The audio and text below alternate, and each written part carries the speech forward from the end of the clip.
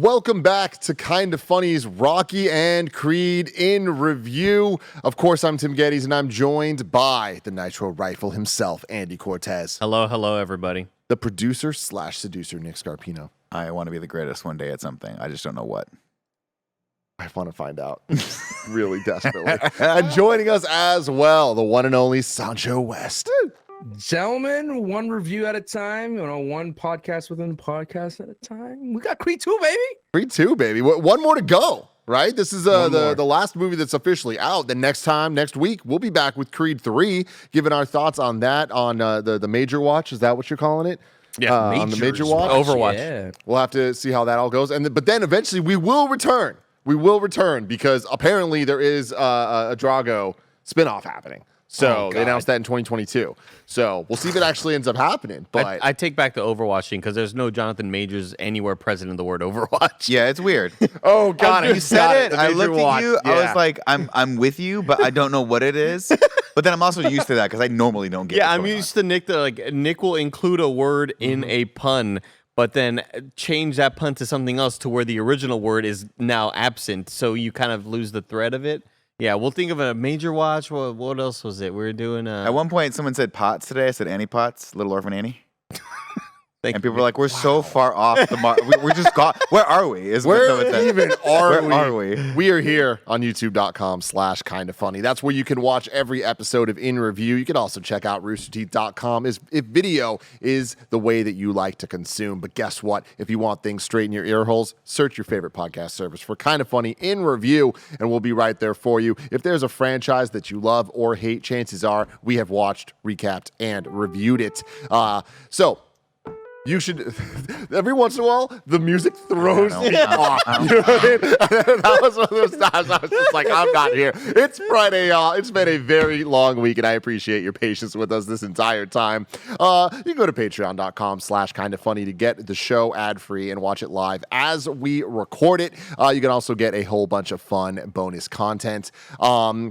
Today we're brought to you by HelloFresh. I'll tell you about that later. But you know who won't have to hear those ads? Our beautiful Patreon producers, Trent Barry, James Hastings, Colin Huguenel, Casey Andrew, and Nathan Lamoth. Thank you all so very much for your support. But today, we're talking about Creed, Roman numeral 2, released on November 21st, 2018. Creedy. Yeah. November 21st, 2018. We saw this in theaters together. We did. With Yusuf. Yes. Yusuf McGee. And this was like, I mean, he's always been jacked. Like, I'm pretty sure he came out the womb just like, ugh. This movie, I feel like, changed him. It certainly inspired him to like get a little bit more cut, if that was even possible. I mean, we had talked a long time ago about just sort of like the physiques in these movies and how much energy it takes to get there. And I think he got inspired one way. I got kind of inspired the other way. Right, where he was inspired to go work out harder and like diet better and like, really work on his physique and his abs. I took the Sylvester Stallone approach. I just did the opposite. I just did nothing. Oh, okay. Yeah. I went the other way with it. I'm pretty good at knowing like what type of body The Polly. you get after spicy nugs, because we had a lot of good spicy nugs from Jack in the Box today. We did. It's not a good body. It's a good body. I love it. This one had a runtime of 2 hours and 10 minutes. It was directed by Steven Caple Jr. Sylvester Stallone backed out of directing this film, so they had to get the backup, which was Steven. Originally, we were going to get an entire trilogy from, oh my God, I'm blanking. Black Panther's Ryan Coogler. The Coogie was going to do a trilogy, but then because of Black Panther, couldn't do that, so then it went to Sylvester Stallone. He ended up backing out, so then it went to Steven Caple Jr., who in 2017, Forbes named one of the 30 under 30. So, you know what? We have something in common. We have another thing in common. He's directing Transformers Rise of the Beasts, the 7th live-action Transformers film. Oh, God bless him. I'm not doing that, but I'm a fan of Transformers, so we have that. Same person. A lot of connections. I'm hopeful for that. You're basically the same people, yeah. Yeah, thank you. Yeah. Thank you very much. The music was once again done by Ludwig Göransson. That's the music, everybody. Budget $50 million, box office of $214 million. Nick Scarpino. Yeah. I want to start with you. Yeah. What did you think of Creed 2 on your second viewing ever? This is my second viewing ever, and I'm surprised how much I like this movie. Surprised? Yeah, I mean, I guess surprise is the wrong word. I'm delighted by how much I liked this movie in theaters, and then the second time watching it, I found it very interesting. I think that it's got a little bit more depth as far as the character arcs are concerned, and it does something that I really just appreciate, which is that it kind of humanizes Victor, which is not. You don't get the antagonist a lot. You don't get to see his journey a lot. But I think we think fondly back of the movies we liked the most, it was the ones where we really got to know Creed and really got to know what he was all about and kind of saw it from his perspective. And I think Victor is a very tragic character, and he's kind of haunted by his father's past. He's haunted by the fact that his mother left him, and then comes back and then leaves him again. And I think that there's something there. There's something there of interest to me. Like, when you start the movie off, you're seeing him sort of as this one-dimensional thing, and it's not until we get to that dinner where he goes, like, you kind of see the struggle he's been through and sort of the pain he's been through, kind of living in this shadow and being pushed this hard by his father, who by the end of the movie kind of realizes what he's been doing to his son. Not only that, but I think I just find the story of someone who has gotten to the top and is struggling to deal with what that means a little bit more fascinating than the tried and true story of getting to the top. I like where we find Donnie in this. I like where he's just like, I don't feel like the champ. I don't feel like these things. And I like that one discussion he has with his mother, with Felicia Rashad in the kitchen, where he's like, I just don't feel like the champ. She goes, if your father were here, he would tell you he didn't either. You never feel like you're the champ. You always feel like you're chasing this legacy. And how much that has sort of like messed with his head. I just think it's really cool. It's a cool space for the writers to play in, and I think Michael B. Jordan gets a little bit more to work with as far as the script is concerned and his character is concerned in this, and I think he has some really, really standout moments. And then the supporting cast is great. Rocky's great as well. I like this movie a lot. Sancho. Dude, like, when we played Call of Duty yesterday and you're like, Sancho, I cannot wait to talk to you about this movie. This was Nick, and I was like, dude, same. I echo literally everything you just said. There's the thing about this movie that works really well is the hiccups that I had with the first Creed. It was Michael B. Jordan is so much more interesting. He has so much more to do. The cast of characters still remain the same. I think what was the biggest flaw in Creed 1 was that I didn't really care about his opponents, and that is a big component of Rocky is the antagonist, the opponent, the antagonist. Those are the most important things that we get. That's why we love Creed so much. And then for them to dip back into Drago, I remember after, Creed 2, this is my second time as well. And I was really worried because I remember I didn't like it the first time I saw it. And I think it's because I wasn't really like intimately trying to follow the story versus like it's just accepting it as a Rocky movie. Instead, it's more of a character study of Creed himself. And that is why I enjoyed this so much more. It's so much more better than the second one. Now, I don't know where I would rank it amongst all the Rockies yet. I have an idea, but I want to save that for the end. We got to get that runtime going. But I definitely enjoyed it. There's something special that I think about when I don't know, you fellas out there or anyone who watches movies, sometimes your significant other just doesn't want to watch a movie. You have to watch it like at 1 a.m., 2 a.m. sometimes to get it in, right? So I'm sitting there when I watched it 2 nights ago, and I'm literally bawling and crying at some moments, and I'm getting hyped at some moments at the right moments. And that is something that Rocky Balboa did during this in-review process. And I echoed that same thing, very delighted, very surprised, and very shocked at how much impact this movie does, despite following a semi-different formula than most Rockies follow. It did the Rocky 3 thing where it had two big fights into it. Actually, had 3 fights, but having a back-to-back fight. And I love the wrestling part of it as well, where we let Creed keep the belt and then go up against Drago again. And I love that notion that he has imposter syndrome. And I love that notion as well, that there's a thing in wrestling, when I wrap this up, is some people are better at chasing belts and some people are better champions because it's much more intriguing to watch. And like Nick said, Michael B. Jordan as champion who doesn't believe himself was much more interesting to watch than an echo of Rocky Balboa, the underdog. And the last thing I want to say is Stallone is just phenomenal.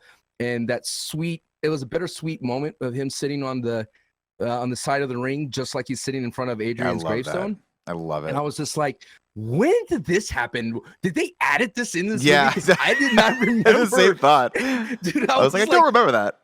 This is so poetic and so beautiful. And he's like, no, it's your turn, kid. And or something like that. And it just it's so like, if this is the end of Rocky, which we know, because There's so much things with Creed 3, but if this is the last thing I will see Rocky in, I'd be okay with it. And for that, it's definitely better than Creed 1 by a mile, in my opinion. Andy Cortez. Yeah, I'm totally with Sancho. I think this movie blew me away. After being kind of fairly into Creed 1 and having some issues with it, I found myself just thoroughly entertained by all this. I think the two fights, the second and third fight in this movie, are better than any other fight in any other Rocky movie, like, ever. Like, throughout all this interview, the second fight where he retains the title because of the disqualification, and the final fight, I think they're just framed so amazingly. We get Max Kellerman on the call doing a great job, but also just like all of the dramatic moments that we were kind of wanting from the other Rocky movies, with having like seeing the ringside, seeing his corner being like, now do this, and then that thing happens, and then that thing maybe doesn't work because the other guy outsmarts him. Like, that chess game is just so fascinating to watch. I do feel like the daughter's death story feels like it could have been a part that you maybe found out was cut later. Like, oh, did you know the daughter's supposed to be deaf in the movie, but they cut that storyline out. That felt like an extra thing that I didn't necessarily need, because I already had enough drama of a person who grew up without his father trying to deal with his child and trying to be that while struggling with it in a lot of different ways. I feel like the daughter being having a sort of loss of hearing as well was kind of like an added thing that I didn't necessarily hate. It's kind of like the Rocky cancer story in part 1. It's like, I didn't need this, but it's here, and I guess I just have to kind of be okay with it. But I would have preferred it not being there. It just felt like kind of an extra obstacle, even though it felt like there was already enough for these characters to deal with. Yeah, man. Stallone is fucking phenomenal in this movie. I love the emotion that Michael B. Jordan shows when he's on the hospital bed. It reminded me a lot of Jesse Pinkman in the hospital when Walt goes to go visit him, and he's like, get the fuck out. Why are you here? You know, like that. God, it was so powerful. This movie's fucking great. It's probably going to be my number one. I just think it succeeds all the way through. And yeah, I thought it was awesome. Tim. I really love this movie. It is such a fun watch. I can find myself watching this movie over and over and over again. I'm surprised I haven't since I first saw it in theaters. This is my second time seeing it, but it's just such a blast. There's just so many memorable moments, so many things that I've wanted from the Rocky movies since we first started this, of like the hype entrances and like the cool choreography and cinematography for the fights. And I just think that this movie kind of like achieved all those things. Like, it's a lot of check boxes are checked off here. I think Creed 1 is a better movie, but I like this one more. Like, this one definitely just has more of the things that I care about when it comes to this type of spectacle, specifically sport movie.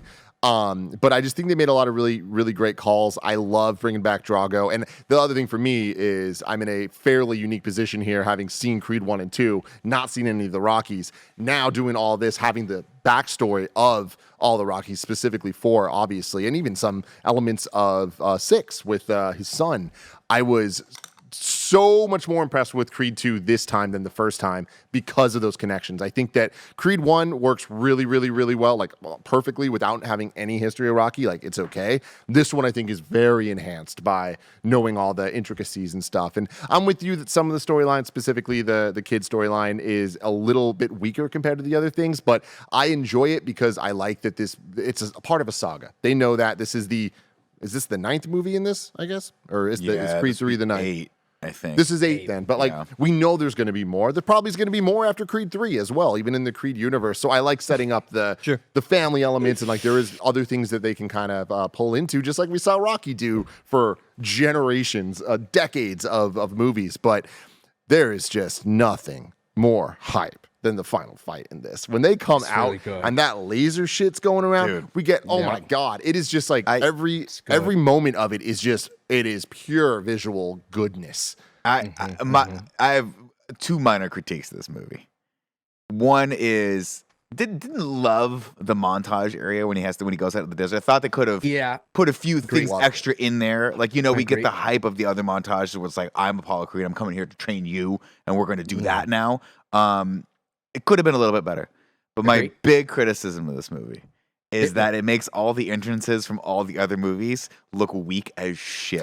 No When he way. comes in to Icon, it is the sickest thing I've ever. And honestly, that's cooler to me than when he comes in where she's singing. I mean, that's that was dope as shit too. No, but here's the thing. But dude, that wall, that like tunnel that he's in is so disgusting. Oh, maybe I'll give it a 50-50 tie because they do have the laser moment where it comes and stops. Dude, and then it opens up. Are you on them. kidding Like, me? that was pretty cool. That was pretty cool. Sick. That was sick. That that was shit's incredible. I think it would have been cooler if Tessa Thompson wasn't singing live, but we realize he's coming into her song. Like, Yeah, I but think that would have been a cool thing where like it's a hype music track, and here he comes out, and then you see that like. I guess the subtitles to me led to, let me like I see Bianca is singing. I'm like, Right. oh shit, this is her song. That's fucking cool. Like, I think that would have been kind of a neater thing than. I guess the realist in me feels like that's kind of implausible for someone to like come out singing a theme song and then like just go sit in the crowd. But it's like, well, like usually you pre-record these because like you can't really sing People live. do it all the time. No, but They do no, it all the people time in like boxing. every time you see like Super Bowl halftime shows or whatever, like they're always performed live but pre-recorded so that things don't fuck up sound wise. So like. That was like just a little lame thing to kind of be bothered by, but like I thought it would have been cool for him to come out to a dope song and then realize as the viewer, oh shit, he came out to one of Bianca's songs. That's fucking cool. And I totally agree with you. The challenging part, and I'm sure the filmmaker was like, we should do this. The challenging part is the audience isn't familiar enough with her music to get Michael that. B. Jordan looks at her and goes, "This is your song." It's my song. It's my song. I'm so glad I'm walking out to your song. Right. I think if the song had been a theme that was echoed throughout the couple movies, and then we'd come out to that, I think that could have happened. But as is, I think they were like, we got to show Bianca. And Dude, it was awesome. Front and center. I loved her coming out. The one thing I will say is the laser shit that's going on around him, where it's like he looks like he's in like a fucking tube of lasers, is the coolest thing I've ever seen. I remember It's pretty cool. When we first saw it in theaters, I was like, what the fuck is this? And that was leading into, I don't remember, some kind of funny live event of some sort. And I was talking to your brother. I'm like, how do we do this? And we were like looking into it. And apparently you can't do that. It only works because it's a camera trick. So that laser, we could see it. If people were in the arena, they wouldn't be able to see it. Oh, yeah, that makes sense. So it's like it is just a for TV, for movie type. You can get thing. beam splitters though. Like you can get lasers that go. You have to have a smoke haze in the environment, but you can get. You can mimic the effect, but Right. like what they had That going was on there, sick. it's so damn cool. It's almost like cool. looking like there's video screens in front of them. And Well, we shit. got you the other one. We got you the video screen, the giant video screen, like the LED stuff. Yeah. So we got you that one. Yeah, I appreciate that. Thank you so much. Okay, Thank but you. time out. I know we're getting ahead here, but you're telling me a that good movie. in Rocky 4, where they had James Brown coming down from a statue and Apollo Creed is like, I want you to Drago? Come on, Nick. I mean, I Come love on, that. dude. I mean, that was I love hype. that. That was hype too. That was hype too. But like the entrances from Creed 1, not as good. Not as good. They're I'm just saying still these better. took it up a notch. These are is when the we camera started quality. realizing that the Fast and Furious could be 10 movies strong. I mean, now You they're know? just like, what is Creed 3's entrance is going to be? 'Cause, I mean, like, they better knock it out fucking incredible. hard, man. 'Cause Yeah, you're that's right. true. Jaden Smith's Icon, oh my God. It's Even just saying that, I got so chills. The song's so good. nasty. And like, what happened to Jay? Like, it's such a good song. He just kind of went away. He's got bored. No more music. I don't know. I don't know. Got a little I don't tired. know. I mean, when you drop that as like your as like the key song on your first album, I don't even know if it was an album. It was like 3 songs. You're just like, I'm done. It was the hottest song I've ever fucking heard in my Yeah. life. Love that shit. But yeah, I really love this Great movie. movie. It was a blast. And again, I just think it had all things that I like the most, and I can't wait to talk about those details with all of you. A real quick little fact I want to give you guys. Bridget Nielsen, who reprises her role from Rocky IV in 1985 as Drago's ex-wife, is the real-life ex-wife of Sylvester Stallone. We've covered that before. But what we didn't cover is that in this movie, she was 7 months pregnant when shooting her scenes, making it necessary to shoot around her bulging stomach, is how they phrased it here. She gave birth to her 5th child and first daughter, Frida, exactly 2 weeks after the movie love that wrapped name. up. But I kind of love that as just like maybe a reason for why she's in it so little, doesn't say anything, and just kind of leaves. But I also love it because that made her so great in this movie. She's like an haunting. espionage boss. very Disney-like too, like a stepmother type vibe. Yeah. You know, it's funny because she was not necessarily that in the first movie, right? She was sort of his manager and like taking care of him a little bit. And so to have her have this big role reversal in this is kind of haunting. Like her, that scene in the dinner with like the oligarch and it's like, what's going on here? And then she comes in, and you're like, this is not a good environment for anyone to be. Like, I just feel uncomfortable watching that. And then, of course, Victor mirrors that when he freaks out. He's like, what's going on here? I don't like any of this shit. But it's I mean, good on them. Good on her for coming back to this and doing the cameo, because I remember seeing that in theaters being like, oh, I did not expect Brigitte Nielsen to be coming back into this role right now. It's wild. Sancho, you're going to say something before we get to the plot? Oh no, I was gonna say like that it's interesting that as well. Dolph Lundgren, I think, does a really good job. I mean, we could give him some of his flowers because his character was so one-dimensional, and he'll have that one moment. But for him to feel like, hey, the reason why they're treating us this way is because I lost. Like when he said that in the dinner, it's like, it's my fault.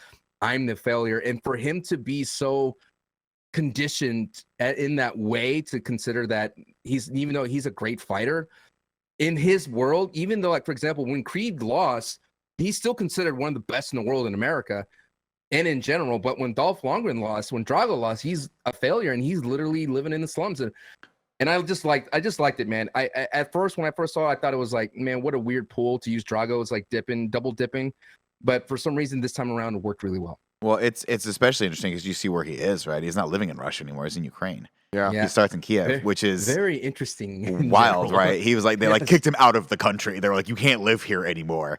I mean, the important note, of course, is that two important distinctive factors of Drago being where he is and Creed being where he is. Creed was champion for a really long time, and also Creed's from the good old fashioned U.S. of A., ladies and gentlemen. Wow, and that's all that matters. We're not going to come to Canada. Roger and Leanza came over to watch this with us for the first time, and they haven't seen the Rocky movies. So every once in a while they'd ask some questions, and they're just like, wait. So did he really die in the ring? I'm like, yes. He died in the ring. This man punched this man's father, and he died in the ring. And then at the end of the movie, Rocky won and stopped the Cold War. Won the Cold War. Literally, the wall came down next day. Wow. Love it. But hey, you know what else I love? Sponsors. You're going to check them out right now. Shout out to HelloFresh for sponsoring this episode. Remember those New Year's goals you promised yourself that you'd stick to? Well, HelloFresh is here to help you eat better by delivering fresh ingredients and easy recipes right to your door, taking the hassle out of dinner time. Fast and fresh recipes, HelloFresh's latest line of meals featuring robust flavors and filling portions are ready in less than 15 minutes, so you can enjoy taste and quality done quick with recipes like falafel power bowls, seared steak and potatoes with béarnaise sauce, or Southwest pork and bean burritos. A ton of us here at Kinda Funny have been using HelloFresh for years. Kevin loves how easy it is to get Paula vegetarian options, while I just love how quick the fast and fresh recipes come together during a hectic day in the studio. Go to HelloFresh.com/KindaFunny65 and use code KindaFunny65 for 65% off plus free shipping. That's HelloFresh.com/KindaFunny65 and use code KindaFunny65 for 65% off plus free shipping. HelloFresh, America's #1 meal kit. The newest episode of my video essay series, The Blessing Show, is out right now on youtube.com/KindaFunnyGames, and it's all about black hair in video games. Black representation is complex compared to alien frogmen. I'm sure it's way easier to conceptualize this than a fade. Elden Ring is the highest selling new IP in years, and I guarantee you, From Software and Bandai Namco understands that their audience extends internationally. When given the option to create a black character, I would like to create a version of myself that doesn't look like if Lil Nas X sang lead for Fall Out Boy. For many, I'm sure this seems like a very minuscule and specific thing to complain about. There's plenty of noteworthy areas of improvement the games industry can still make, even in just the area of representation and inclusion. So why is black hair one to harp on? Well, for folks who just listen to me on podcasts and have never seen a Kinda Funny video before, surprise, I'm black. Check it out over on youtube.com/KindaFunnyGames. And now it's time for the plot. A little bit of it sounds like an after-school special, or like that moment in the sitcoms where it's like, we need to talk about something real. Yeah, something happened today. Ladies and gentlemen, there it is. Here is the plot for Creed 2. Mother Russia. Nope, it's Ukraine. We catch up with our friend Ivan Drago and see a little cameo from Brigitte Nielsen in a picture. And we're like, oh, that's cool. They got her in this. That's how we're going to see her. No. We'll see a lot more about that before he wakes up his son to go train. And I love this scene. You know what it reminds me a lot of, Tim? My mind is your mind. Eye to eye. What scene am I thinking of from an iconic And Tokyo it's- Drift. No, when a Marvel Han goes movie. in the circle. I A thought Marvel you were movie saying Goofy movie that 'cause involves- You said eye to eye. No, it was a Spock. My mind is your mind. I'm gonna give you hints. I want my birth. Oh, Iron Man 2. Iron Man 2. Yeah. This that reminds me a does- lot of this. I get it. Pretty big A lot hint. of it. Yeah, It's huge. yeah. I'm gonna give you a hint. It's Iron Man 2. It's Iron Man 2. I'll give you a second Iron Man. Look at Iron Man. No, I love this man. Big Like how he wakes up Victor. He just kind of like throws something in his stomach and he's like, it's time to go. We got to get this done. And nobody seems happy about this. Victor's not happy. He is a tortured soul. He is just doing this to appease his father and get them out of this Nick, situation. I need to ask you a question. Yeah. You keep saying Victor. And now, is it because the K is throwing you off? Because I'm not going to lie.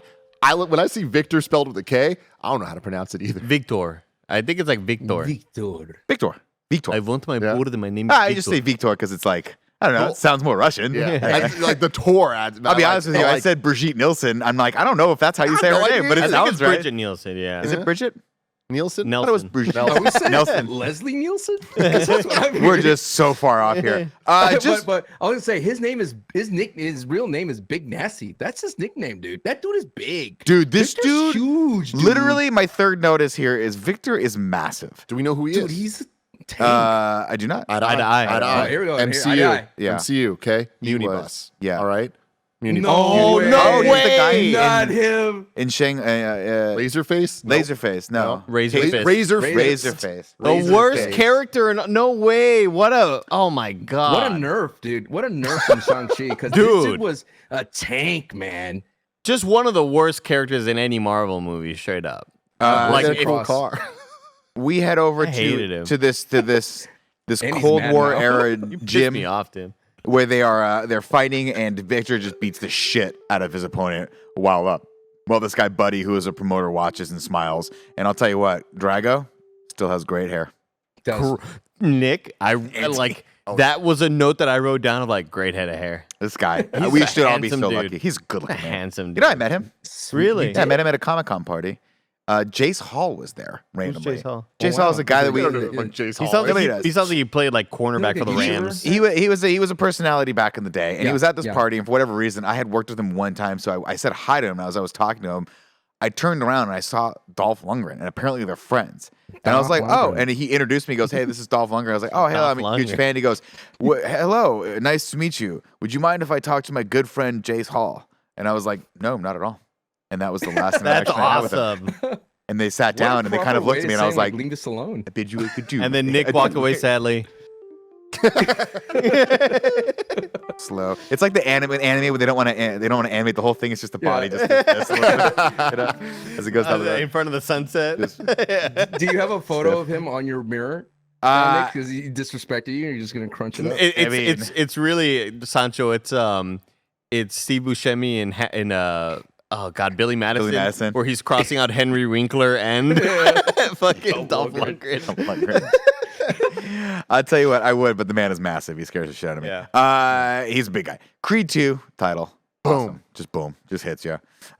Bianca puts her aid in her ear so she can hear the crowd. Creed is finally fighting Wheeler for the championship and his sting. They make a point to say that. Fighting for the Stang, baby. And then he gets it. Stang. And you see him in it later.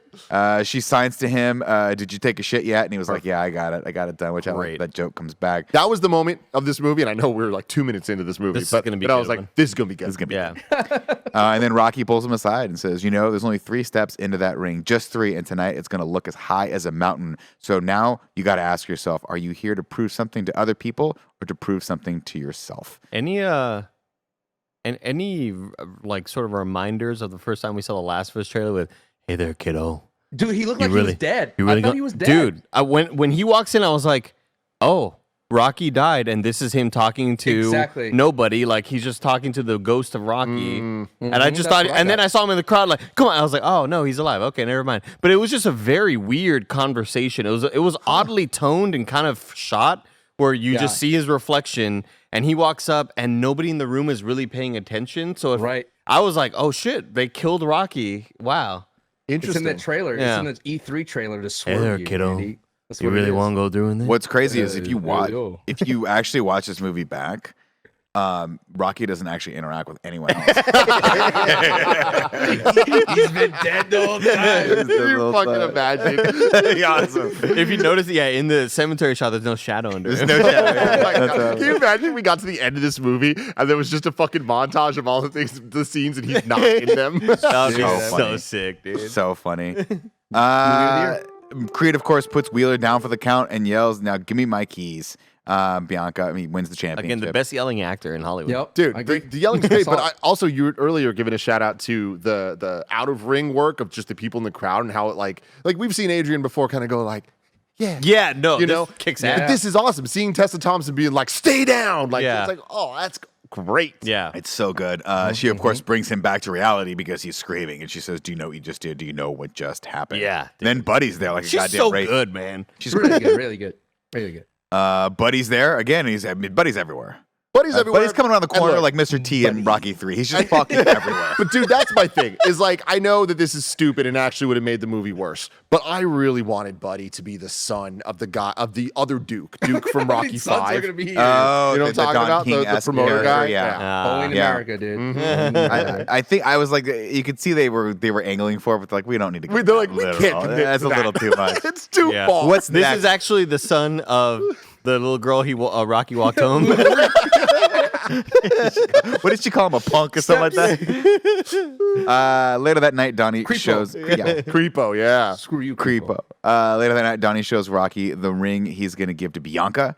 And he says, "Why didn't you tell me about this?" And he's like, "I didn't know if I was going to win." He goes, "What does that have to do with anything?" He's like, "Why does that have to work out?" He's like, "I don't know, man." He's totally freaked out, and he wants to know how Rocky proposed to Adrian. This is a great line. great little endearing moment. Great line. It's so good because he tells the whole story of how Right. it actually happened with the tiger in the background and all that. Leanne starts cracking up. And I'm like, no. He's not making this. That's what happened. We saw it. That was in the movie. The entire thing.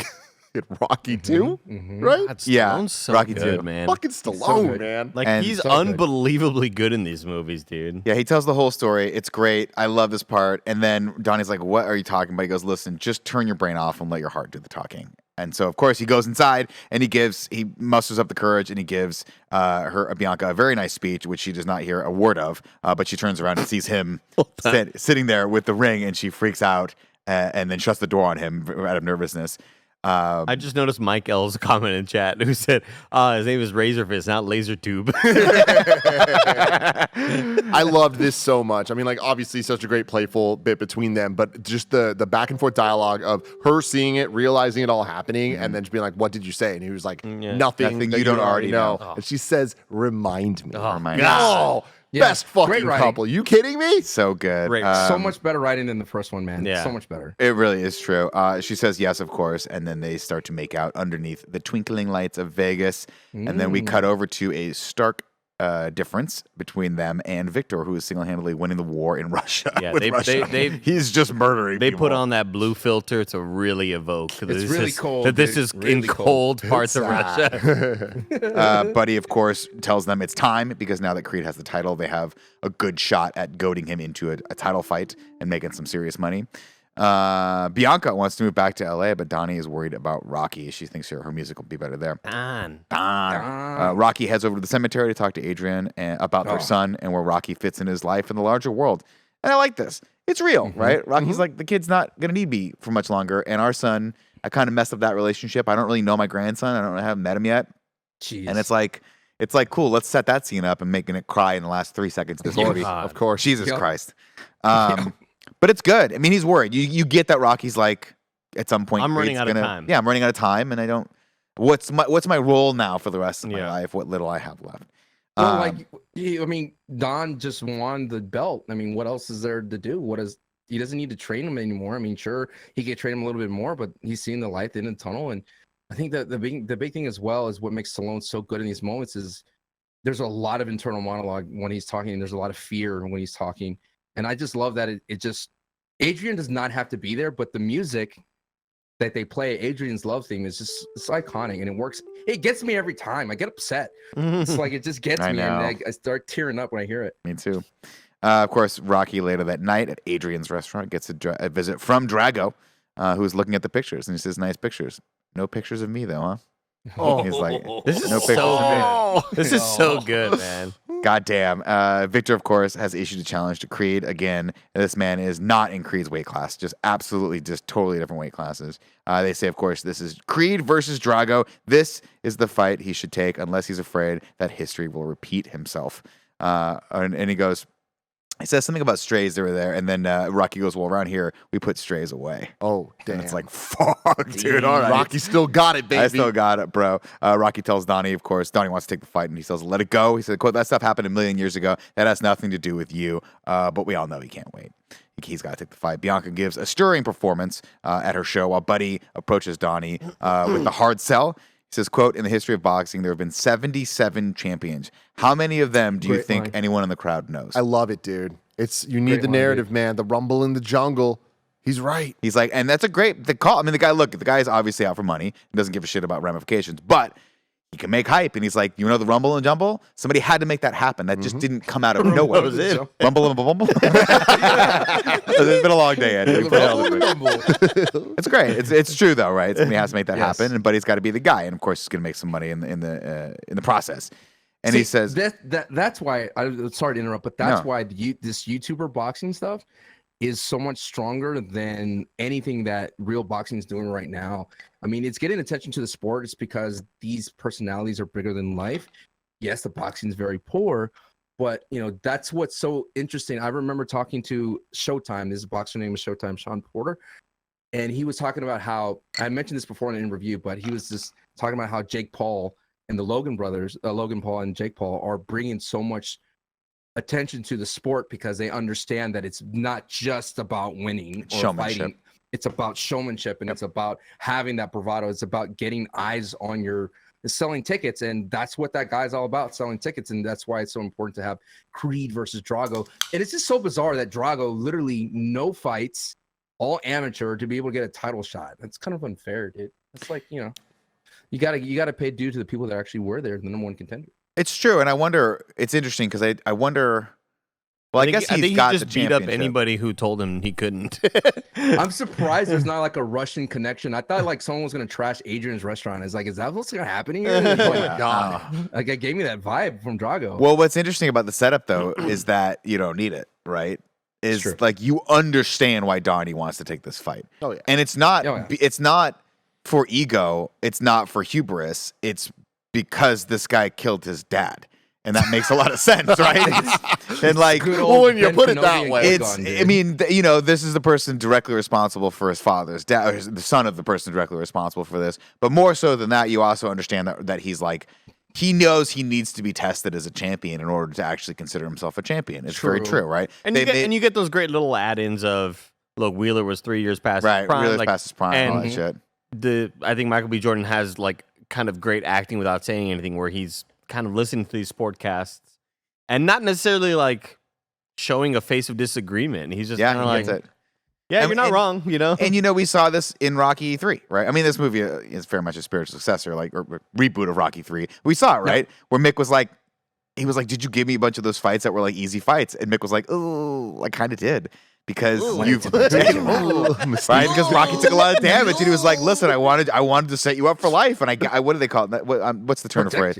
Not protect, golden, like gimme fights or something like that. Okay, something like that. I think you meant something with like golden parachute, but that's like when you that's and you get a bunch of stock. That's a very different distinctive thing. I was gonna say layups, but that ain't correct. No, it'll come to me, but I think it's like anyway, they have that Mick basically cops to it in Rocky 3. Anyway, Donnie tells Rocky he wants to take the fight, but Rocky tells him he's like, dude, it's not worth it. When I fought Drago, that guy broke things in me that ain't ever been fixed. Oh my God, man! And Donnie looks him in the eyes and gets it. He goes, you think I'm gonna lose? And he goes, I'm gonna take this fight with or without you. And Rocky goes, then it's got to be without.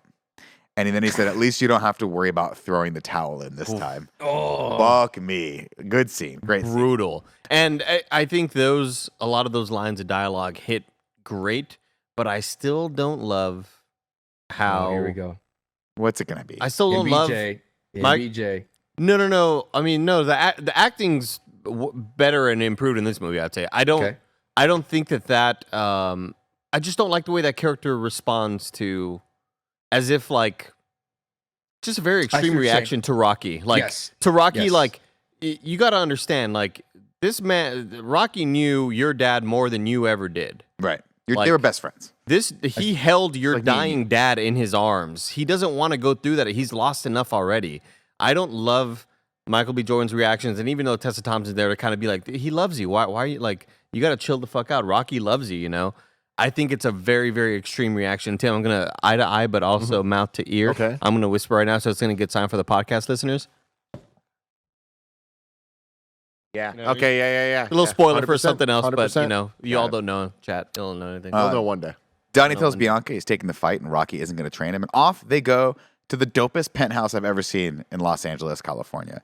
They head over to his mom's house to give her the news that he's going to take the fight. And she instead guesses that Bianca is pregnant. And they're like, no, I'm not pregnant. And then she starts thinking, and they have this one moment where she's like, oh, fuck. And she spits the wine. And she spits the It's wine just out. great. Like, there's something so just human about the way that they portray their both Creed and Bianca's characters that, like, I just really enjoy them a lot.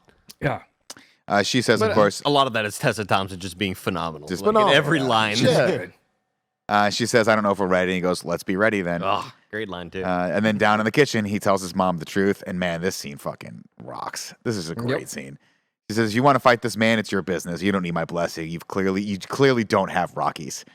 Because she's like, where's it? You know, she asked in the beginning, she's like, where's Rocky? He's like, oh, he's not going to make it out. And then the second he tells her that he's going to fight, and she realizes Rocky's not there, she understands what's going on. She gets the score. And she says, don't make this about me, and don't pretend this is about your father. You became the champion without him. And then he says, then why don't I feel it? And she says, if your father were here, he'd tell you he didn't feel like it either. I just hope you'll be here for your child. Do you remember that in Rocky 2? And Creed's like, man, I want to fight this guy, and everyone's like, you don't have to. You beat him. You don't give him another chance. Yeah. And he's like, no, that's not what it's about. I should have destroyed him, and his pride and all that stuff was on the line. So it's so cool to see her understand everything about this boxing world and see her. And then that later scene where she's talking to Tessa Thompson is like, I've been here before. You need to let him come out of that. We'll get to that later, but. She's an awesome character, and they give her more room to breathe rather than just be like at the very beginning and then a little bit near the end. I loved everything about her this time around. She actually gets to see with Rocky, which is great. Yes. Yeah. Which is cool because I think, and I could be wrong about this, but I'm pretty sure we saw her character in Rocky 2, right? She is the wife that's in the mansion with him when he is obsessing about that fight with Rocky. Oh, yeah. Right? Yep. And he's like, she's like, why? And I think they have a scene where she's like, what's going on with you? And he goes, I have to fight this guy again. I have to. They're telling me that because all the sports announcers were like, Rocky won that fight. And he was like, I think he won that fight. I got to fight him again. I got to fucking know. And like, she's in there, right? It's just such a cool. It's a cool moment to have her kind of have that mirrored again. And think about this as well. Apollo Creed got a bag full of letters of people hating on him, right? Yeah. Fan mail. Fast forward to now, it's Creed with an iPad listening to all these sports and things like that. So it's just showing you that technology. We went from SVP, man. SVP out Saga. There you go. SVP talking shit, Sancho. Scott Van Pelt. Real quick, Nick, I wanted to bring this up. It was earlier, but when Bianca was doing her show at the concert venue, it was the Fillmore. And did you notice it? Like, did it look familiar to you at all? Well, they said it was the Fillmore, but wasn't it Philly? So that's the thing that confused the shit out of me. They were at this concert venue called the Fillmore, and then I was like, oh, there's that Fillmore in San Francisco, like iconic music venue. I've been there a million times. Kind of funny live. And almost. Not big enough. Yeah, it wasn't big enough, exactly. But way cheaper though. We yes, we I was looking at it and I'm like, it's the fucking Fillmore. And I was like, how are they in San Francisco? That is so random. Like, they don't explain this, and it's so fucking weird because it's the exact same layout. And I was like, that can't be right. And then they said something, it's in Philadelphia. So I started Googling it. It's a bizarre fucking story where the Fillmore is a San Francisco thing. Philadelphia, somebody who came to San Francisco, enjoyed the venue so much that they recreated the Fillmore in Philadelphia. Wow. That should So be there's illegal. a second Fillmore, and like it's some weird shit going on. I'm like, what the hell? That might be illegal, actually, Andy. That's crazy. That's wild. like IP infringement. I mean, I'm pretty sure they were like connected. Oh, I'm somehow, sure. but, like, I mean, that does happen, right? Like you know, there's the punchline. There's multiple punchlines all over. Or you the go to place. like but they're not different Best exact Buys and but replicas. it's like layout. exact. It's like in and out where they're all exact same layout. I was like, that's fucking bizarre. Oh, wow, But I didn't anyway, realize that. Weird In thing. and out the exact same layouts every time you go in. I'm gonna make I a know, studio just Holy like shit, yours. that's wild. I don't like that. That's freaky deaky. Bianca and Donnie have a tender moment. Bianca is worried that her hearing loss will be hereditary, and then Donnie the next day heads over to Delphi or the Delphi-Gym. Is that how you pronounce it?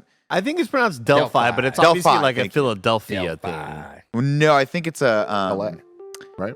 Well, Delphi he's in LA. is Delphi. Greek, right? Yeah. It's a Greek Yeah, so god of some sort. Kevin went through this. Yeah, Apollo. we talked about Oh, that's it's a right. place. It's a That's a place. place. And also, the kid, Amara, also a goddess. Of There what? you go. The Goddess of Life organization. There you go. Get your What? shit That's together. not real. That's what That's Calendars not and real. shit. That's what Google says. He tells little Duke that they have to do it, and he's like, "You have to train me." And Duke's like, "This is not my business." He goes, "We gotta do it for our fathers." And you're like, "Fuck, that's right. Duke was there. Duke gotta do God damn it, he's right." Meanwhile, Throw the towel. Victor is just a fucking monster. I also didn't even realize that this is a wire reunion. It's true. Yeah. Good point. Oh, right, because they were both on the wire. Yeah. Well, I forgot Michael B. Jordan was on the wire because he was so young. Yeah, he was was only only a like little a kid. season one Baby spoilers. and He's BJ. like, well, Very sad. he moved. He moved. he moved out of town. Meanwhile, Victor's over there doing fucking pull-ups with a massive 90-pound weight hanging off of his waist like a savage, and he's massive. I mean, Kevin, do we have a song that we could play regarding the muscle that Were they born in labs? Now it's time to rank those abs. God damn. He's not even talking in the mic. He's not even making noise. I forgot this. I forgot it was such a. God, I hate you. I hate how mad it made me immediately. I don't know why he leaned to the side either. He leaned away and I just saw his mouth moving.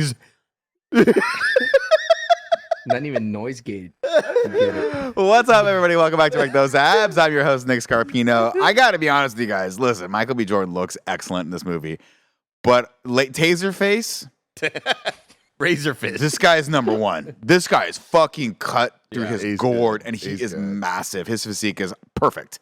This is a perfect body. Yeah, If you're gonna be if you're gonna be especially the buff. shots in the upcoming fight where he is seen at a profile view and it's just titty, fucking ab, dude. Yep. It looks. This guy is so impressive. Fuck, dude. Yeah, You're right. number one for me. Number one with the bullet. It's good. All right. I can't add anything more to that. Like, what are we gonna do, Give me too Sancho? much extra sauce. Right. It's good. Of course, we get our first montage here. Our first The montage. festivities kick off. We get training, press conferences.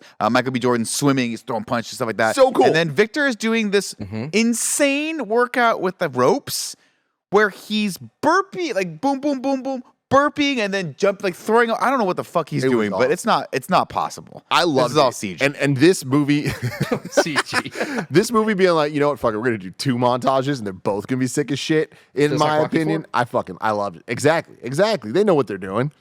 We get the weigh-ins, of course, and seeing these two actors opposite each other at a literal weigh-in, I'm like, there's no way. Yeah, They're- this, they're this should 30 be pound, illegal. 40 This pound should be difference. illegal. It is illegal. There's no Yeah. way. Michael B. Jordan is not. He probably think he- conservatively was maybe 190 when he did this movie. You think Maybe it'd say like, 195. "Hey, this is an unsanctioned fight." No, I because you wanna can't be have in an that. unsanctioned fight for the championship. It has Yeah, to be a the sanctioned WBC. fight. Also, this is the other small critique is that there is a governing body for boxing, Yep. and they do approve fights. You can't just randomly fight someone and have them take the belt. They have to say yes, you can have this. Otherwise, it is an unsanctioned fight, and then they don't get the belt. Okay, but counterpoint, Nick. Yes. The announcers were like, it feels so Shakespearean. Yes. 2 men raised a world apart, Yep. and tragedy remains. They can do whatever the Yes. fuck they want. And I'll tell you this, you're right. That line totally redeemed yourself with it. And then this line happens. Drago looks at Michael B. Jordan and says, "You're much smaller than your father." Oh, Motherfucker. I'm like, dude, that's if you want to say one thing. And you know he means like figuratively and metaphorically speaking. His dick. I do. I mean, I wasn't going there, but sure. I did like this small moment of acting between Victor, Victor. looking at Drago, because I feel like this was the start of. Is this my fight or yours, bro? You know, Yeah. like there's a Yeah, small yeah, look yeah. there of him looking at his dad, like, Like, what are you doing? what the fuck, man? Yeah. Like, come on, you know? And I enjoy those little moments that eventually lead into, the son kind of like, I don't want your life. or I don't want your life. Remember that? James that's why I Vanderbeek, said it. baby. That's why I said it. I don't want your life. You remember that, bro? Remember that, Andy? Do you remember Remember that line you just said in that movie you just quoted? God, I hate you. You're the worst, man. Fuck. Yeah, but you remember it, bro. Do you remember it, dude? Stomach is killing me. Every day. We just got to deal with it. We just got to act like it's okay, you know? Stop leaning over. All right. So the fight starts, and then Rocky tries not to watch, but he can't help himself. He has to It's like turn the Rocky TV on. 5. It's Yep. just He's exactly like watching Rocky on TV. V. He's like, he's baiting you. Like, oh, I'm like, oh, this is great. Maybe this will end in the streets. He's Drago. not freaking out like he's freaking out. Rocky 5 hitting the bag. Remember? Yeah. He's just like, and they're like, "Oh, you're weird." Drago makes his way to the ring with no music. Missed opportunity here, if you ask me. If only No, this that's movie has scary, better dude. entrances for the fighters, Oh, maybe that's it'd be a good movie. scary, dude. If And you then- walk into a room with no music, that's scary, dude. Until Creed walks in. Yep. With the dopest That intro song. Fucking sample, dude. I don't even know. Ever Is it a made. woman's voice? Oh. I don't know what it is. It was my first time ever hearing the song, and I was obsessed with this after that. It's moment. so good. It's so good just to drive. If you want to get hyped for it, I used to listen just before I go to Punchline on Sundays, just to get fucking Oh, yeah. hyped to go up on to maybe not. It's go a up on really stage. good song. Yeah, It's great. The light show's great. If I saw this, I'd be like, all right, he's pretty cool. Creed's pretty cool. Maybe we can be homies. And it kind of reminds me of Apollo Creed coming out to fight Rocky and having this big grandiose entrance. and then just getting put down. Yeah. That's what they said in the. That's what they said. The ref tells him to touch gloves, but Donnie refuses. Round one, Creed starts going downstairs, but it doesn't seem to be phasing Drago at all, who knocks him back into the ropes with one punch, despite the fact that he parried the punch, but he still got knocked back. And you're like, Jesus Christ, you're in for more punishment. Yeah, this was like fucking like Cap holding his shield up and getting knocked into by Thanos, and him still yes. Yeah. doing the anime slide back. Yeah. You know, like God damn, you could just feel the power in it. Have ever you seen Brock Lesnar actually fight UFC? Yeah. Like that dude is scary, and this dude moved like him. And I have to say, probably the best punches I've seen in a boxing choreography. Like when he throws a haymaker, I really felt like he smacked Michael B. Jordan like really hard. It was just like you felt in the sound design, you felt Dude. like bones were being broken. Exactly. And Yeah. go for it. I Sorry. was gonna say like what's with Creed? Like both his daddy and baby Creed, protect your ribs, bro. Like that's the second time. Well, you got to protect your ribs. You're just getting destroyed by these boxers. But man, I've never seen anyone get like beaten up that way in my life. The impact of it, I think, was extremely felt because not only is this guy huge and the punches looked great, the sound design was so good, and the camera work of getting the point of view shots of them, like as they were punching, I'm like, we haven't seen that before, and it was just like, oh shit, like there's a different level to this where it made you feel like you're in that shit with them, and it was it's scary, man. Yeah, again, Oh. I think these are the two best fights we've seen in the Rocky universe. Didn't they add now. POVs too of like him actually looking at Victor, and it's just like, dude, this dude's super fast, Crazy, and he's just destroying him. All right, gotta grab a power cable from Cool G real quick. There you go, because my Mac is about to run out of power, but it's okay. We got a couple minutes. Donnie, of course, gets put into the corner, but he's saved by the bell. In between the rounds, Drago looks Victor in the eyes. Victor says he's afraid. And Drago goes, I know. And then he goes, Victor says he's afraid. Drago goes, I know. And then he goes, then why is he still standing? That's what he said. Great line. Mix those up. Yeah, Sorry. great. I was sorry. I was just laughing again. Do you remember that?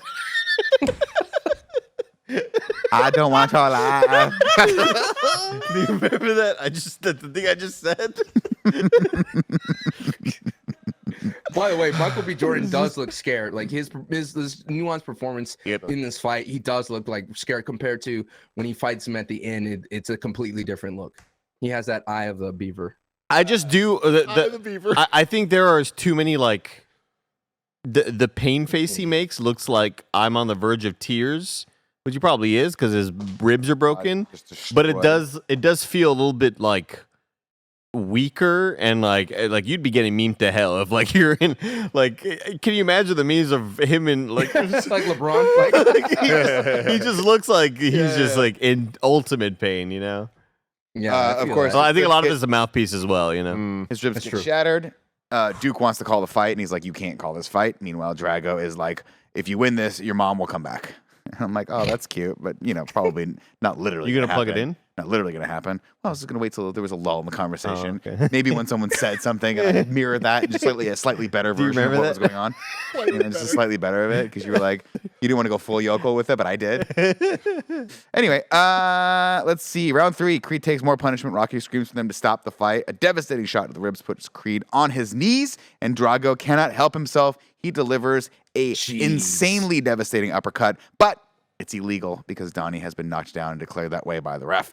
Well, I think it's, I don't know what the boxing rule is, but in UFC, once your knee goes down, you can no longer kick a person because they don't want head kicks. They're just fucking murdering people. I love it.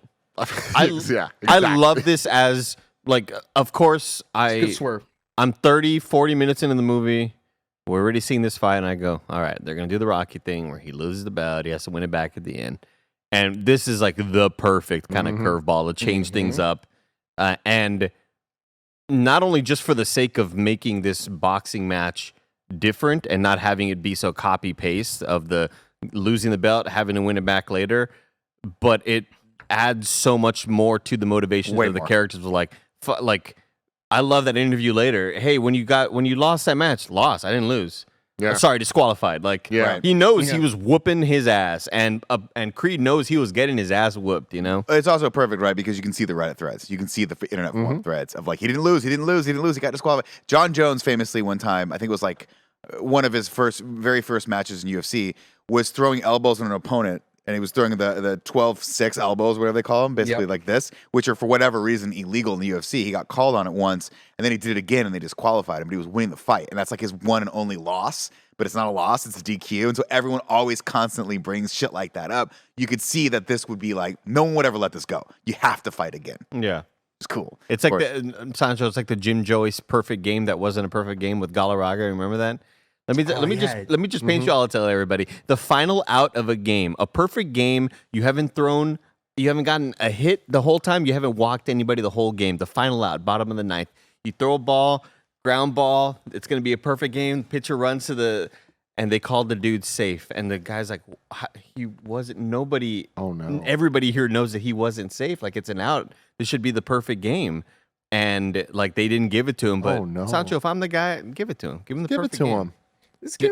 And Jim Joyce afterwards, the umpire, he was like crying. He was like, I fucked that up. I fucked up that call. It's like the beginning of Rat Race. Exactly. Paul Rubens. Rat Race in review.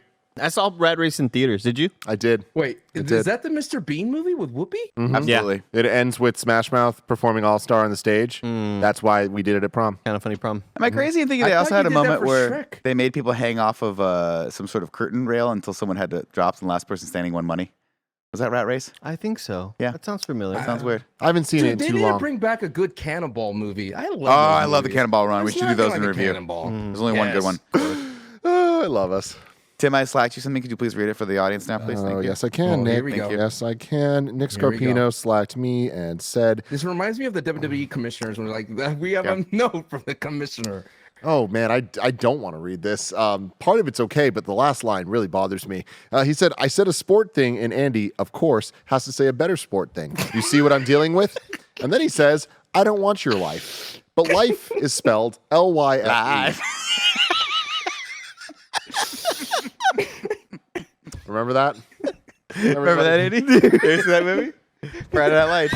I love that Nick's trying to equate like Nick coming in with a useless sports thing, Andy breaking down like a historic sport event, with Nick just being like, hey, I'm going to repeat what you just said and then ask you if you know what I'm talking about. Oh, I love it. Friday Night Lights. Which one was the one with the whipped cream bikini? Varsity Blues? That was Varsity Blues. Okay, that's one of the movies. That's the line from... That and Not Another Teen Movie with Chris Evans. They did. That was Captain America. Chris Evans that was is America's James Vanderbeek and not another teen movie. Very true. Yes, it was. Great movie. Back to the scene, back to the movie at hand. As Adonis lays motionless on the mat, Rocky turns off the TV, which is fucking haunting. Thankfully, his injury is actually just pretty okay. He'll heal with time. Ruptured kidney, broken ribs. I didn't like just the TV turn off. I loved it. I wanted like... Didn't want to see it. I wanted like... In case he's dead. Fear. Can't deal with it. Yeah. I wanted like ultimate fear, and I wanted like emotion. Turning off the TV was just... It And felt it's like, not like he hey, switched over to like Call of Duty or something. well, it's just like I don't know. It just felt like like you back into a car and you drive away. Like that's what it kind of reminded me of. Like he sees this like a fender bender. he sees the thing that he was ultimately terrified. I've never done it, by the way. I was like, where are we driving from real life here? What's going But on? he was like, this is the thing he was the most scared of. And he sees it happen. And you see them, you hear fucking the ring announcers going like, they're going to try to get some signs alive. And they're doing the light on his eyeballs or whatever.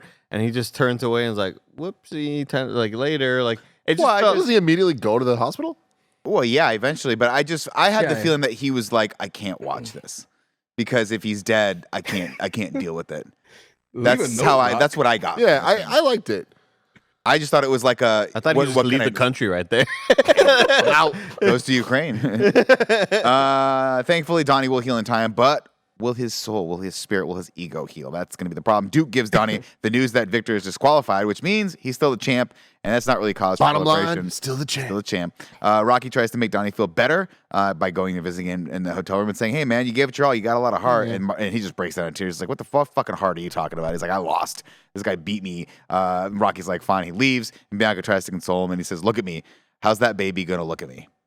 Because that's all he's thinking about right now. What is he going to leave? What's this kid going to think of him?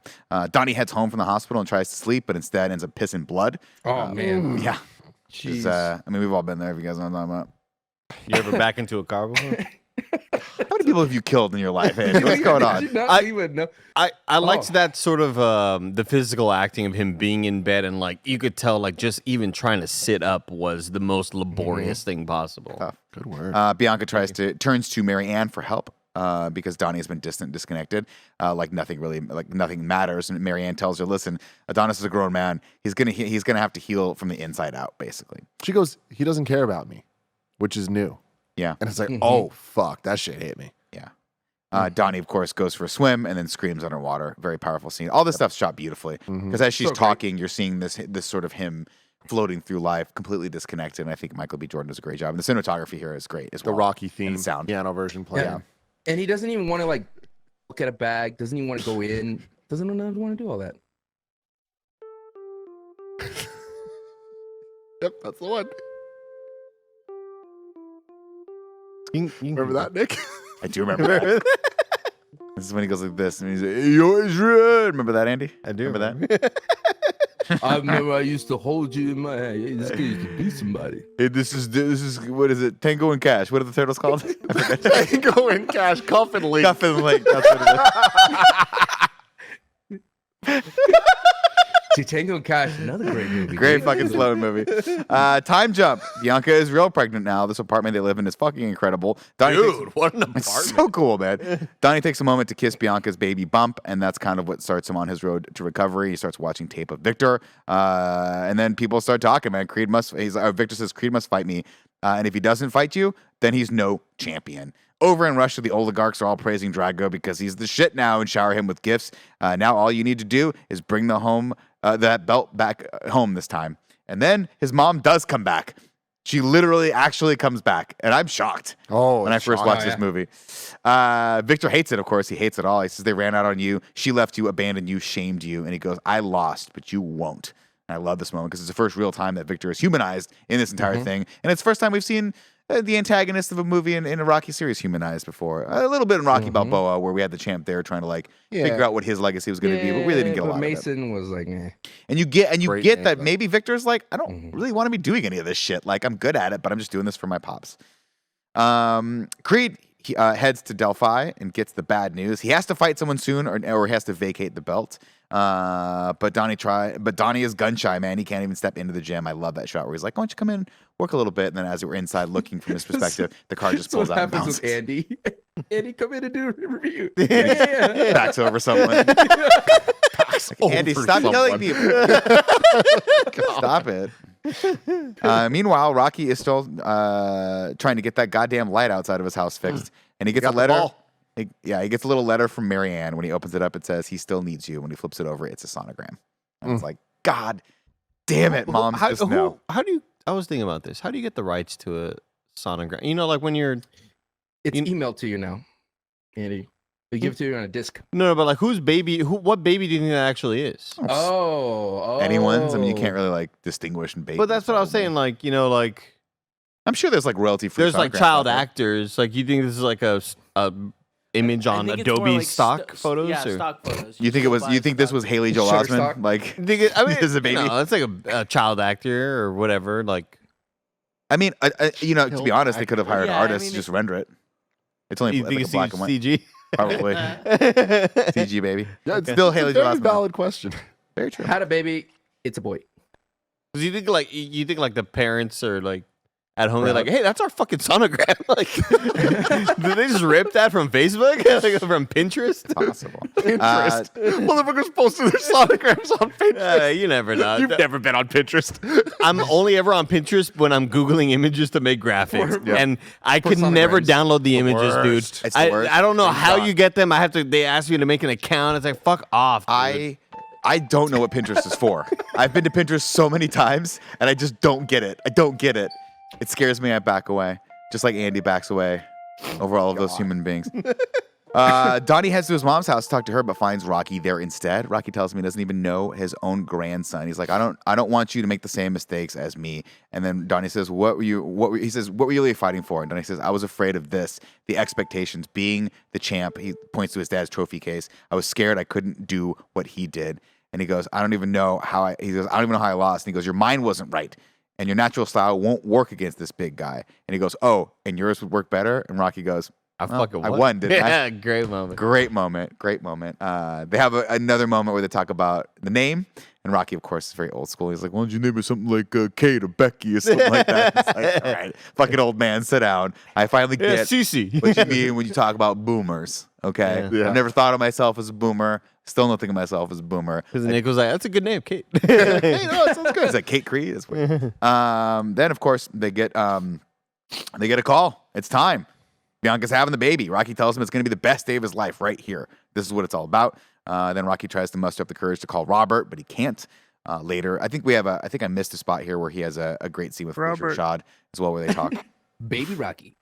Later, he gets the good news that baby Amara has arrived, but they have to do an auditory test, and it's scary. And man, the scene's soul crushing.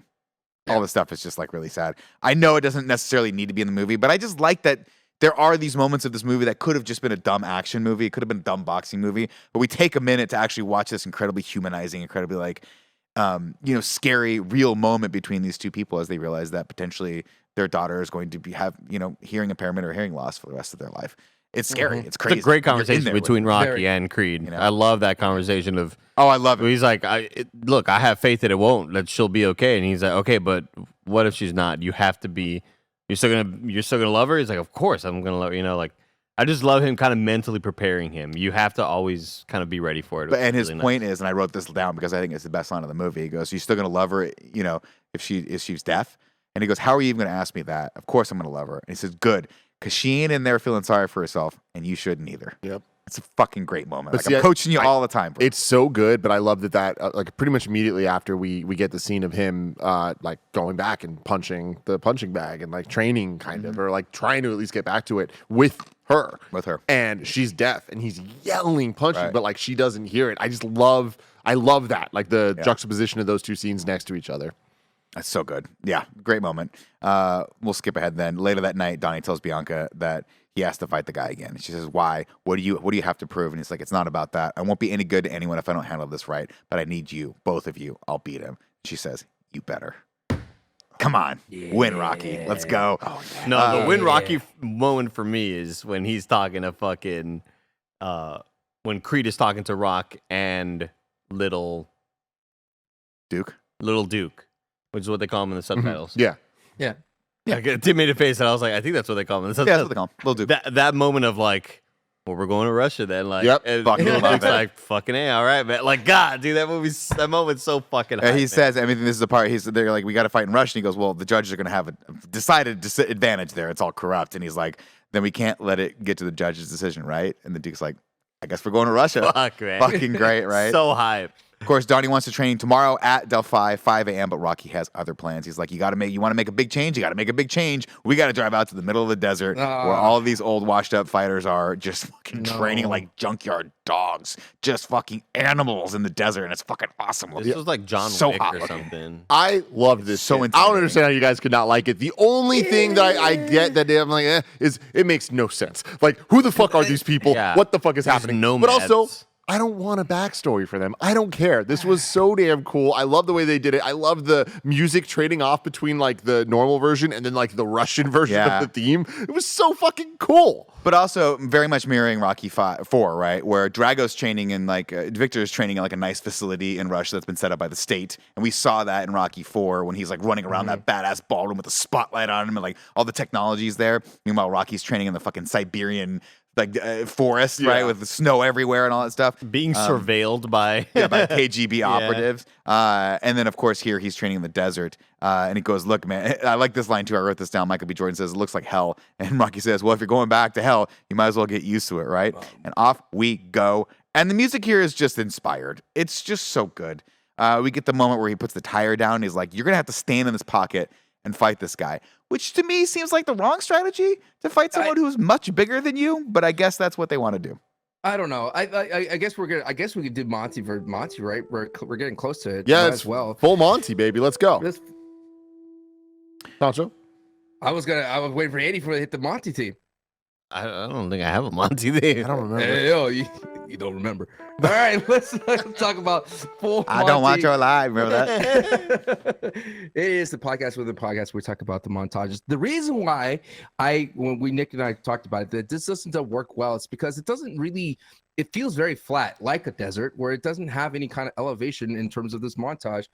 And the whole pop-up climax moment of this montage is him beating the other Mexican fighter in that tire, and making him submit with body shots. And it just didn't have that same gravitas like moment. And then they have that moment where he passes out in the middle of the road like a lizard, and then he gets back up. And I'm like, okay, I guess that's what you're going for. But there's just nothing to it. I feel like there's no soul behind it. And I feel like this is the first time in the movie. And I remember it the first time I was like, yeah, this is corny. I mean, yes, montages from Rocky are corny, How dare you? but there's a soul behind those montages, and this Yeah. one doesn't have a soul behind it. And it'd be different if he went back to Tijuana, to the same place where he fought. And this is like, you remember why you were a fighter? You Right. fought in these places when you're 15-0. Let's go back to that place, because we actually, as an audience, have a connection to that place, not to this like Far Cry 5 type of place that you will run into as a side mission. I 'Cause mean, that's the kind of vibe we get into for this one.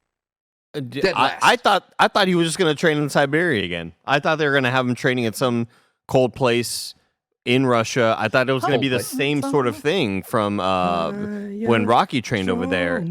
So it was like, okay, we're going to the opposite end of the spectrum of like hot desert. Oh. So that'd be sick if he was like, I know where to trade, and then he goes to the same cabin. You're like, Yeah, that would have been fucking Totally. sick. I think Yeah. something that would have sort of been a little bit like to Sancho's point, like just a little bit more important and integral to the sort of lore 100%. of what was going on here, right? Why?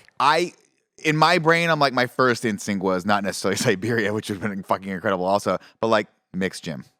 Take it back to where all this started, right? Something like that. Take it back.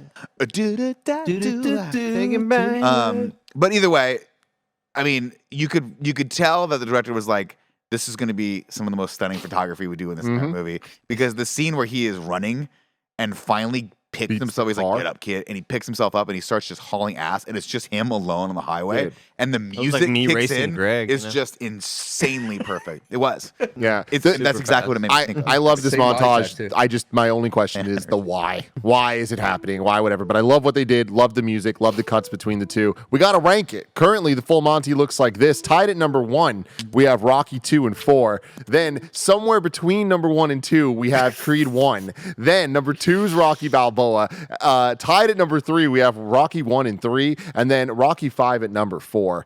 I would put this personally tied with Rocky Balboa at number 2. Underneath number 1's Rocky 2 and 4, and Creed 1. I have the fortune of looking at the list right here. Yeah, that's easier. Can you tell me where to put this, Andy? It's a lot easier for me. I would put this. I like the montage in Creed 1 more than this. So I would put this at number 2 underneath Creed 1. Me too. Me too. I'll put it there. That sounds good to me. Tacho, you got outvoted. no. Bro, you all forgetting Rocky 3, dude?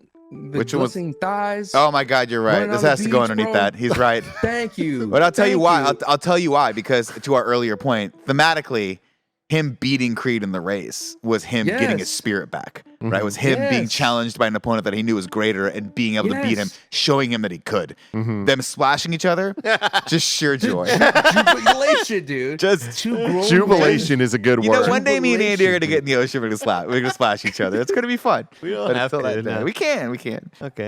So I would And put it a you're- little bit yeah. lower too, but Yeah, so then that we'll put the average then of we'll just put it tied at number 3 Okay. alongside Rocky 1 and Rocky 3. great. A lot of ties here. Fight night, Moscow, Russia. Creed is 25-1, but he's still the underdog because Drago's so fucking big. Drago walks the halls of the arena and he hears fans calling his name for the first time. They pull the curtain aside as fireballs shoot up into the air. And he says, and then it's incredible. And then Rocky comes to Creed, who's waiting in the locker room by himself, and he says, "It's time, kid. Time for the second, arguably first, dopest walkout of all time." No, but first, Michael B. Jordan turns around, Sylvester Stallone's body disappears behind him. Like he was a ghost the whole Ghost the time. whole time. Oh my God. The spirit of Mick reincarnated as Rocky. Man, we've talked about this enough, but it can't be overstated. The thing going around the entire arena and then stopping right above him, and then And the picking his camera foot up. following. Yeah, so fucking cool. Almost like a lifeline for this Yeah, dude. arena. Really, really cool. Her coming out and singing, great. End of it is the only reason why I'd put this underneath the other one because it kind of just piddles out. You're Yeah. like, oh, okay. Yeah. I guess we're going up into the ring now. All that stuff is always a bummer. You know what I mean? Like I feel like you need to stick the landing of the entrances to like, but it's like the best opening ever. And then of course, Here's what I'd say. Here's what I would pitch it to. We put a trampoline at the base of the ring. Jumps on it, cartwheels or front flips over. When he lands, fireworks as soon as he impacts. I love that. superhero landing. I love it. about Starts shotgunning beers. Yeah. Iron Man 2. When he lands. I went to my Exactly. Yeah. Oh, it's a great moment. Rocky Balboa and Ivan Drago sharing a ring for the first time in 30 years. Great line there. The bell rings, and man, Hold on, the 4 of them in the ring. yeah, Such a WWE moment. I fucking Yes. loved getting the whole like it's Rocky, it's Drago, it's Creed. Oh my lord, I'm fucking hyped. Let's go. the bell rings and Drago comes out swinging. Love that Donnie is in the Nomad shorts this time. Super Yes. cool. Dude. Never noticed that before. So The clean, whole dude. fucking Awesome. suit, he comes out a Sith fucking Lord. He looks so badass. I forgot to even bring that up, man. It is Infinity the War Nomad. Captain America, dude. Yeah. Straight up, dude. It's the Nomad black and white American. God damn, it looks so, So good. clean. And So and clean. Creed looks like a completely different fighter here, man. Yep. He is ducking, he's he's dodging, looking he's good. parrying, he's everything. He can't even see this guy. His vocalizations throughout it where he's like, let's get it. That's what's up. Like, oh my God, it's so fucking cool. Incredible. Drago tells Victor to swing to drop him. Rocky gives Creed a strategy that his old man used to use, and it worked. Creed gets into trouble in the second and drop. I'm sorry. He gets in trouble in the second and drops to his knee. This time, though, of course, Drago shows restraint and manages to put him down before the end of the round. Rocky tells him to take the 8 count. He's like, take the 8 count, be smart. And instead of just popping back up, his ego subsides and he takes the 8 count, gets back up. Great. And he says, and Yeah. it's better. You knew this was going to be a war. It's going to come down to who has the biggest heart. You want to give pain. You got to take pain. Take pain. I want to say echo what Andy said. Like everything about it, the cuts to the ring side, the ad libs between Rocky and Drago, where Drago himself was like, "Hey, counter that." It was really cool, and I think it really add to the immersion to the entire experience. And we did talk about in the first fight where Tessa's dressed like Adrian, kind of. She has a beret and everything. Oh, right. She has the Adrian vibes. And then seeing like. I like it that they're there in that fight in ringside versus like on a TV screen because that really dampened everything that Adrian was doing when Rocky was fighting. But like the whole thing was just really well shot, really well done, and by far I just enjoyed every single moment for it, and it felt like you were literally watching a sport Yeah, on the TV screen. These 2 fights were the only ones I've had in this whole in-review series where I just don't have any notes. I'm like, this is perfect. Like where the other ones, Rocky's getting punched every fucking millisecond, or like the camera work can be kind of wonky, or maybe it just doesn't seem super believable.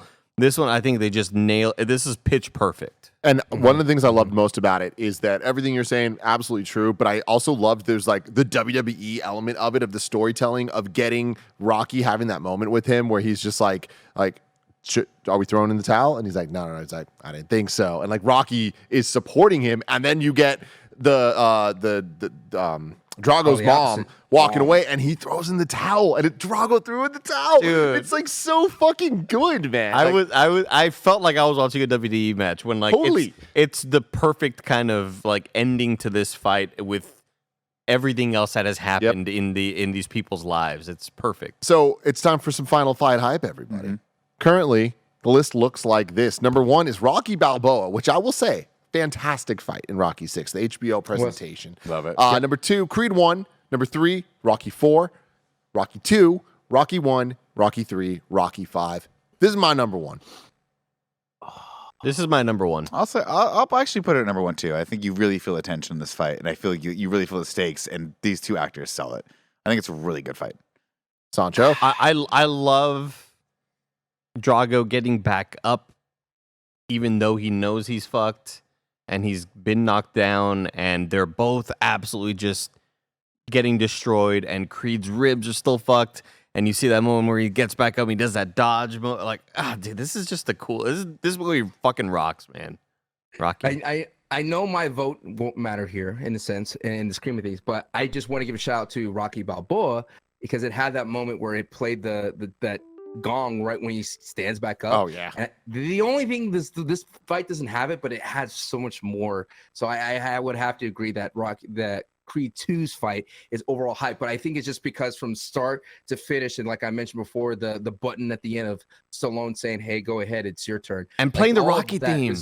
dude, and the Rocky theme, Oh and my this one God. hits so hard, and it's so perfect, good. especially when he gets that first knockout. But I just think like there are a lot of moments in this fight that work out really well, and you guys mentioned it, the little things with Victor. But I think when Nick said that this humanizes him, this is the most. I feel sad for Victor at the end because it's just, he couldn't beat Creed for the first time, and that was very sad to see a Rocky opponent or Rocky Oppo to go through all that. There you go.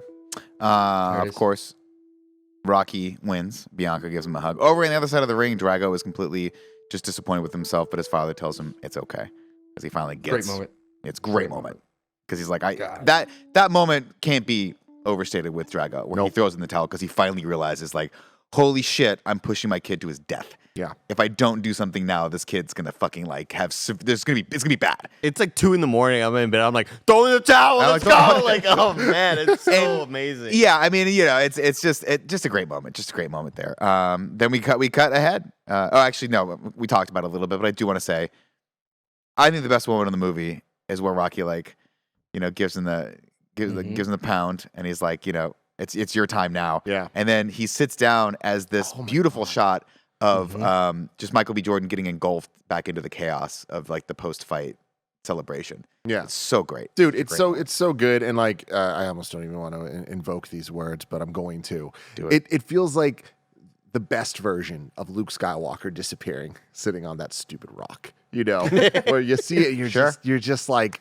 oh, this is the end. This is the leg. Kevin's in the control room. Yeah, I can feel Kevin seething, and I mirror that energy. I'm you go. same energy. Wow. We'll move right along. Weeks later, Donnie heads to his father's grave to say hi. He's like, came here to tell you that I did it, but I didn't do it for you. So I did it good. because it was my fight, and when I stepped into that ring, it wasn't just about me. And then we're intercutting 2 scenes here where Rocky finally takes a much-deserved time off, and finally he gets to meet his grandson. He knocks on the door, and the kid answers. He's the cutest little kid ever. And then, of course, we see cameo by Milo Ventimiglia, who's like, oh, Baby shit, we got Rocky. him back. And he says, he tells his grandson, you look just like his mother.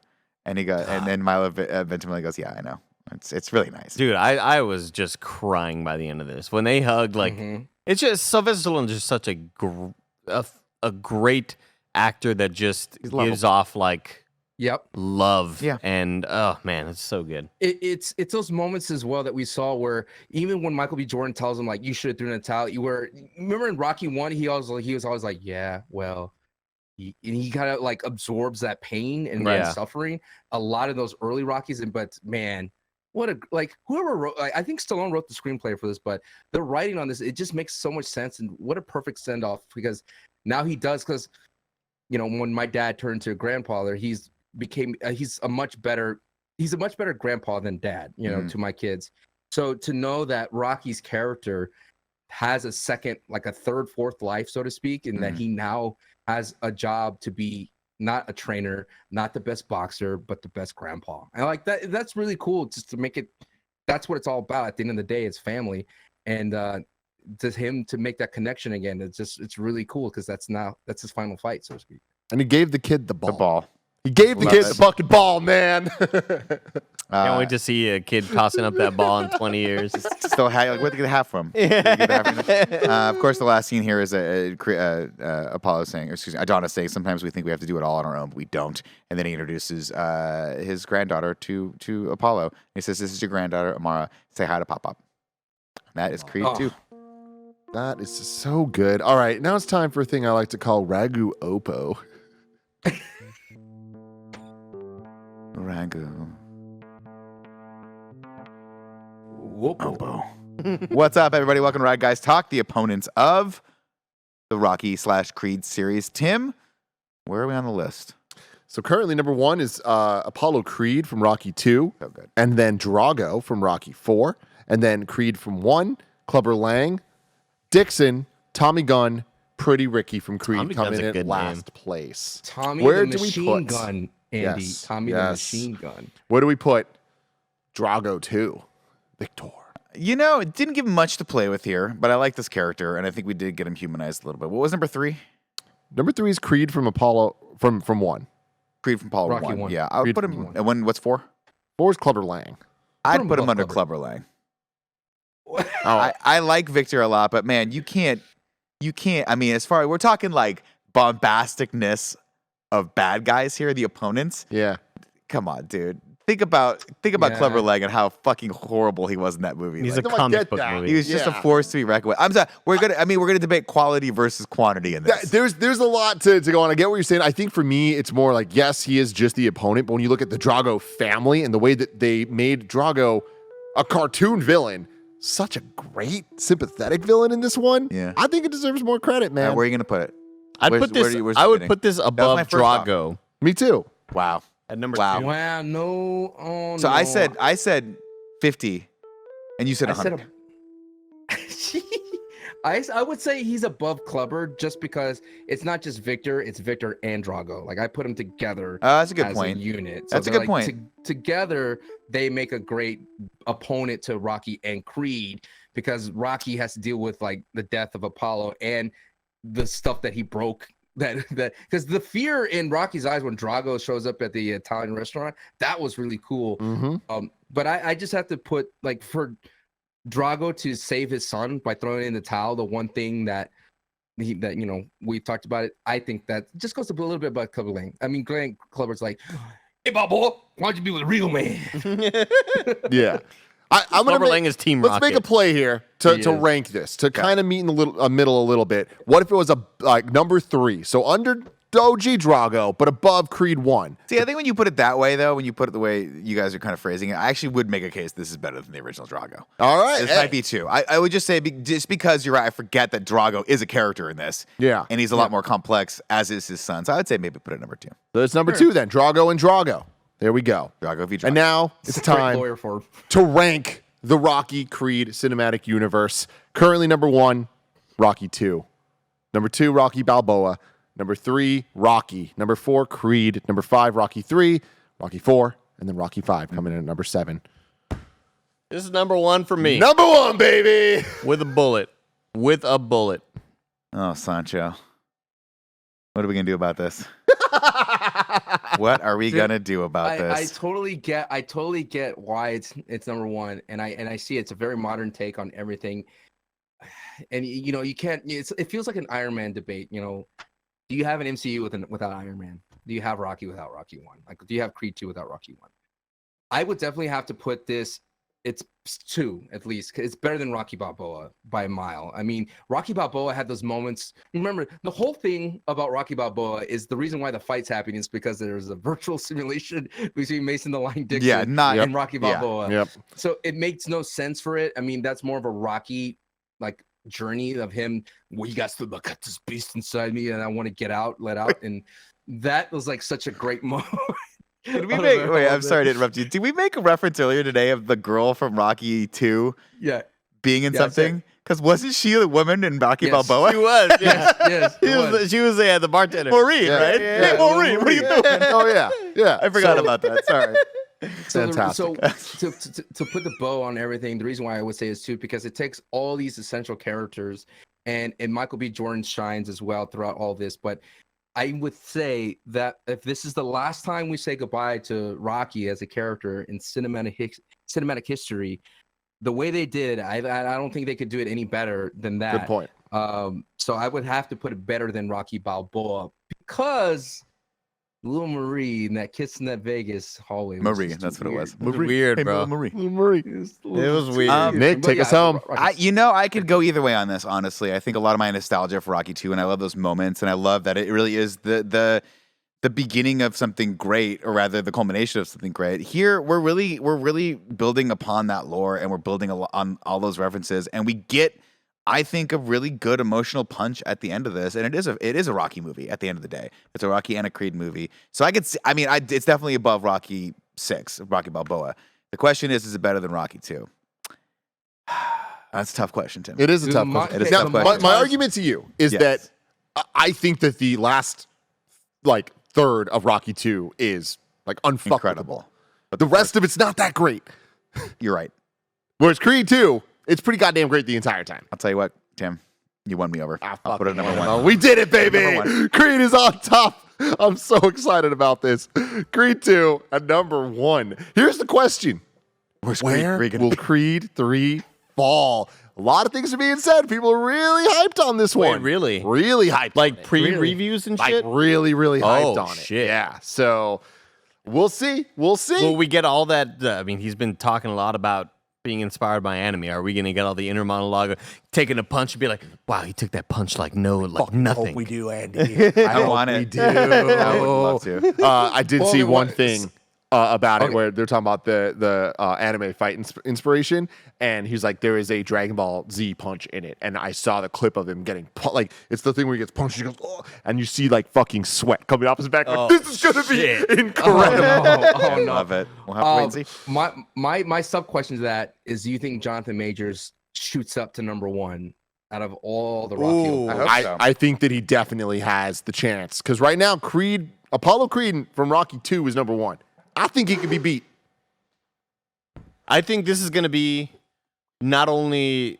I think maybe the story stuff may not be as strong as it can be, but it's going to be just straight up screen presence and acting from Jonathan Majors is going to have him at number 1. And we're probably going to have a couple scenes between the two, which would be nice and refreshing. Yep, we never ever get 2 scenes, with the exception of Rocky and Apollo. They actually get to sit down and talk. So that'll be interesting to watch. Yeah. I think, and then at the same time, I think the big drama will be Tessa's character. I think, we already saw signs of her losing her hearing. I think maybe she's completely lost it, and we'll see some ASL things like that. How old's the daughter? A little bit to it. Yeah, it's the same thing as well. Yeah, there's a Is lot. the daughter gonna fight? A lot of things on the line, and at the same time, we could all reflect on it together because we're gonna watch it together. We're gonna watch this movie together. Sancho West is flying up to San Francisco. He will be live right here in the spare bedroom for Creed 3 in review next Friday. I can't wait. Sancho, where can people find you? You can find me at Sancho West on all things. And hey, on Tuesdays, twitch.tv/crown, we have a fun show called Multitude. Andy was on it. We had a great time. I'm going to try to get more of the kind of funny guys and gals on it. It's a fun time. It's a couch co-op type beats. It's really fun and silly. Hell yeah. Go check that out. Let us know in the comments below what you thought of Creed 2, how excited you are for Creed 3, and how into the Major Watch you are. Just let us know. Major Overwatch, Major Watch. Remember that? Until next time, I love you all. Goodbye.